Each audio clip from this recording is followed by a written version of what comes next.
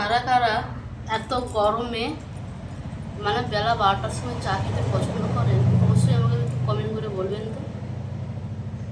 আমি কিন্তু পছন্দ করি। তাই দেখুন এখন 12টা বাজে, এখন একটু চা নিয়েছি। চা বলে না পুরোনো দিনের অভ্যেস, পুরোনো একটা অভ্যেস ছাড়তে একটু সময় লাগে।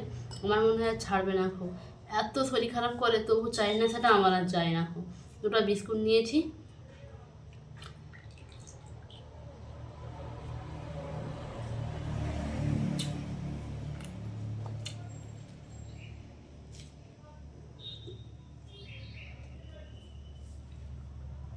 তোমাদের যদি এরকম নেশা থাকে অবশ্যই আমাকে জানাবেন।